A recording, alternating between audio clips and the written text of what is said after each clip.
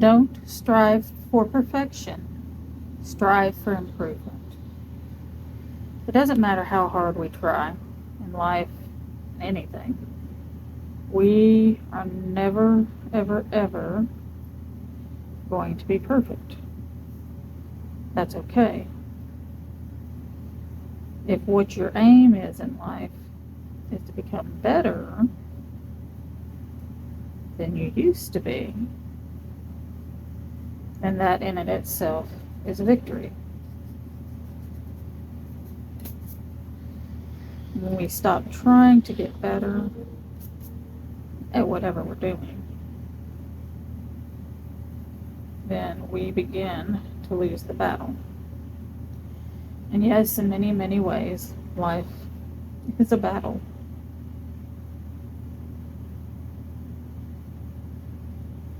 It's a hard-fought, hard-won battle.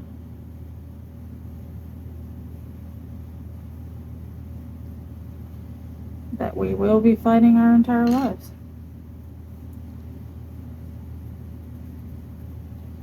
Things aren't supposed to come easy to us, I don't think.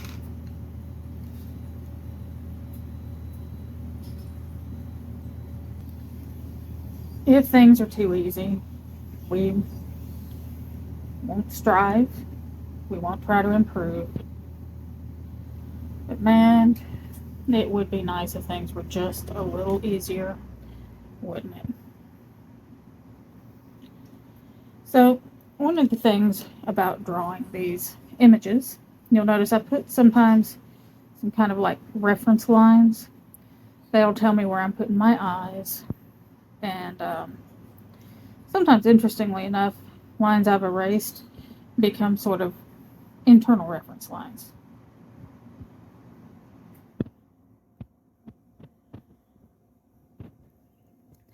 So this will actually become part of the color gradation and what I'm doing.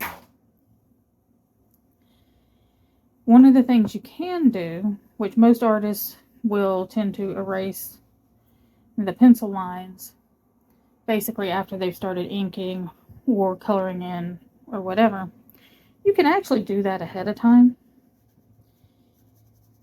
If you don't take everything away, if not everything disappears, you're always going to have the original reference points. So say I don't want to do dark lines on this, I want it to be just color. Well, now that I've got the shape of my octopus roughed out, I could go ahead and erase all these lines and use the faint markings left behind to do something. Sorry, got interrupted. So I can use the faint lines left behind, as long as there are still faint lines, to create the image that I'm aiming to create. It's kind of really all up to you. If you prefer to leave the main outline, do so. If you're comfortable erasing that main outline, and I've done it a few times, and just following the faint marks you've got left behind, we'll do that too. The nice thing about art is it's individual to each artist. You know, there are some out there who will tell you this has to be done a certain way, that has to be done a certain way in order for it to be done right. I find that for some people, following certain, I guess you'd say, formulas, patterns in the creation of an image is actually what helps them. They need that structure. It doesn't take away from the fact that they're creative, but it's kind of like a writer. Some writers will write out an entire outline of what they're doing. Some artists prefer, I guess you'd say, to fly by the seat of their pants.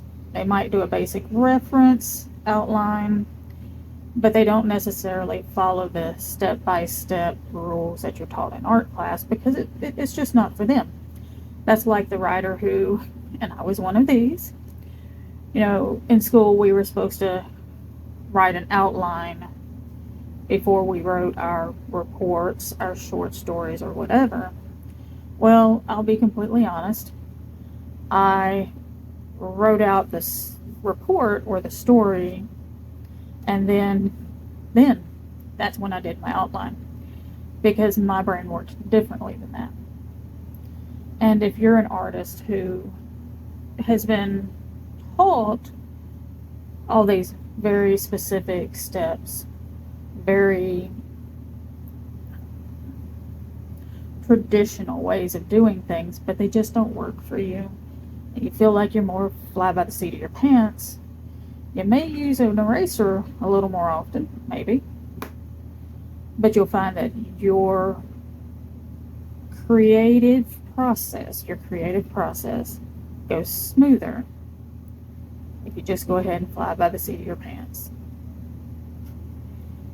You know, that's why quite often I don't have a lot of reference marks beyond like being able to even out my eyes. On one character that I've already put up a video on, I have a line going across to show where the tip of each wing is supposed to end. So those are reference marks to help me balance. Some artists will have a whole lot more reference marks to help them stay properly aligned. My husband is mostly a figure artist. He uses a lot more reference marks than I do. I will draw, and if it doesn't look quite right, well, that's what an eraser is for. I will erase it, and I'll try again. Interestingly enough, I kind of do the same thing when I'm sculpting on canvas and get the rough image drawn out. And then as I'm going and I'm looking at my reference image, I'll realize that this needs to be wider, this needs to be narrower, this needs to have a slightly different shape to it. And at that point, it becomes an active process of creation, an active process of change. Either way you prefer to do it, it's perfectly okay. Don't ever let anybody tell you that's not the way to do it if it works for you. It doesn't hurt to learn the other ways. It doesn't hurt to take constructive criticism and even try it. But if you're creating and you're happy with what you're creating, and it's not the same way someone else does it, that's fine. You might be able to improve when you try something a different way that they show you, or you may find it just doesn't work for you and go back to what you're doing. Just remember, that's okay. You're not trying to be perfect. You're trying to improve. A little bit farther along, my little octopus. So, obviously, I had to put in some little suckers for it on with tentacles.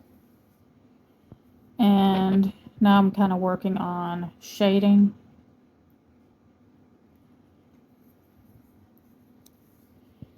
And once again, not using a tripod, so I've got to look around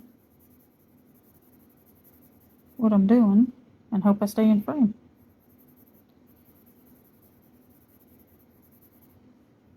Because of course I'm the nerd that doesn't use the tripod. I have one, I just keep forgetting.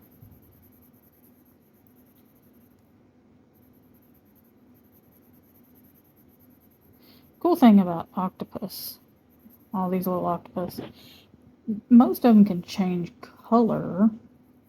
Actually, I think all can, in order to fit into the environment a little bit better. They can change shades, they can change their shape some. And it makes for a very interesting creature.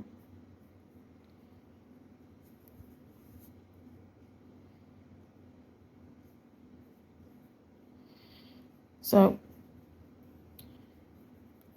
I could have drawn this with all of her legs just kind of laying down, but what I wanted to do was kind of like show action.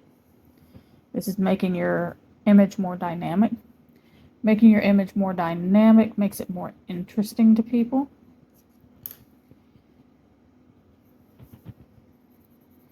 I mean, don't get me wrong, perfectly, a little creature just kind of sitting there perfectly still. It's still interesting, it's still dynamic. Well, no, correction. It's still interesting and it's still cute. But it lacks that dynamic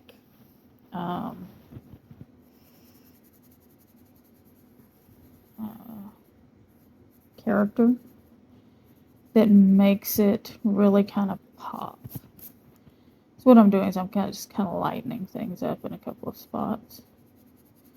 I like these little pencil erasers. They're easy to use, easy to maneuver around. And as I'm looking here, trying to figure out how I want to illustrate my little character.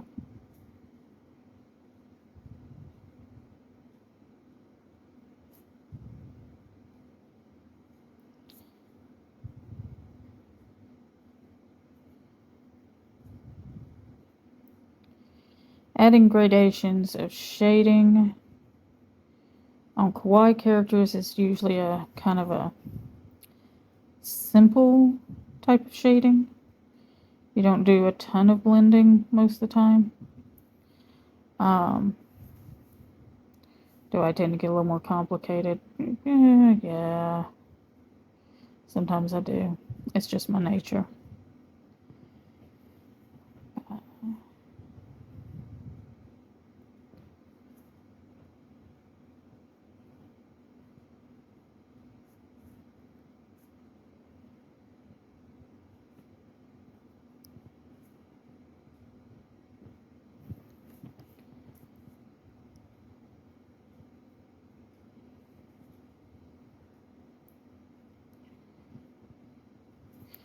You know, there's going to be people, I've seen actually some of these ads where people are talking about how you can be a good artist or great artist if you just follow these formula steps, these formula steps, these formula steps.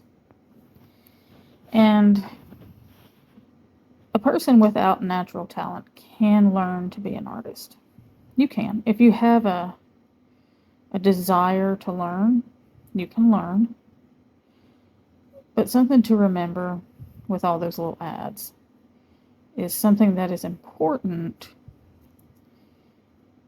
whether they mention it or not, is you do have to have an imagination, or you will never be inspired to create something of your own. Now, a lot of them, they'll teach you these formulas, do this, do that, this makes saleable artwork. And saleable artwork is great because it helps pay the bills. Let's face it, most artists would love to just make a living at the art that they love to do. That's just the sheer reality. We want to do this. We want to create beautiful things and make a living doing it. I work a day job. I work sometimes a lot of overtime hours because right now my art does not pay my bills. My art, I suppose you could say, supplements, but a lot of times it just goes into buying more art supplies for either me or my husband.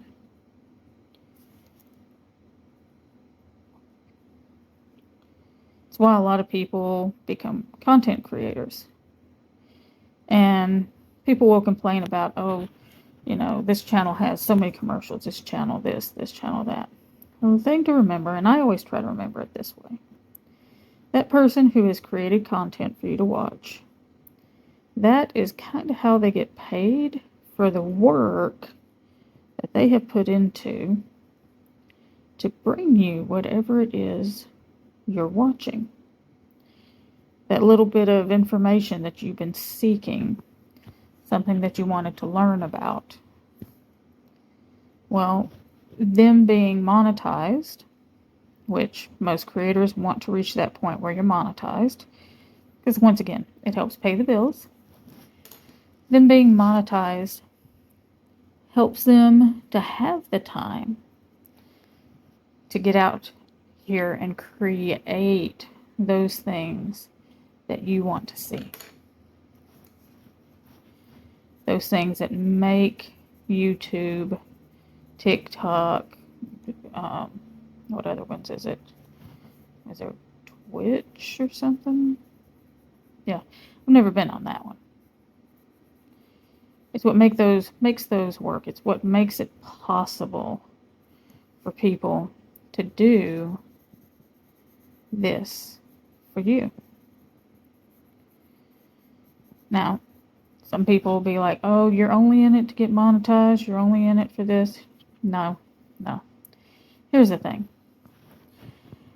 Being a content creator, and myself, I'm not monetized yet, but I've seen enough in regards to other people that are. Being a content creator versus the number of hours you put into creating content for people is a pretty low pay scale. You do not get paid anywhere near minimum wage for the content you're putting out for other people. So when you see them having a commercial, don't get mad at them. They're just trying to pay their bills just like you are. And they can't always choose which ad comes up on their page. Sometimes it is just the luck of the draw.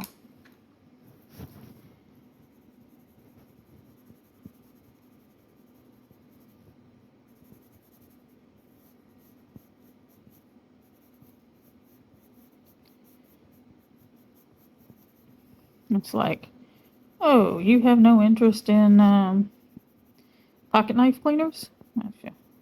Well, too bad. This person's going to pay to put an ad right here. And I'm very, very sure TikTok gets, YouTube, TikTok too, gets their pound of flesh, so to speak, when it comes to all the little commercials that come up. I'm sure they get paid a handsome little fee to show you commercials. And then the people whose content you are watching, they get a smaller fee. That is just the way of things. Don't be mad at them for having commercials. Be happy for them because they got monetized and it's helping them get there. I'm hoping one day to get monetized myself. Because, I work a lot and I do what I can to work on my art. And then I have, a lot of complicated things in life, but everybody has complicated things in life.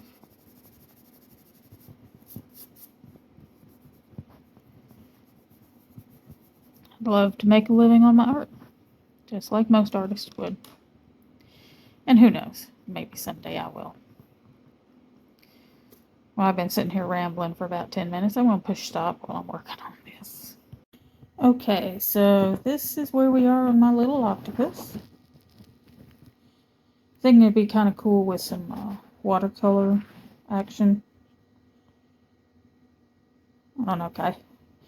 Go ahead and leave a comment. Tell me what you think, if you think I ought to do it in watercolors. This is, of course, in my travel color pencils.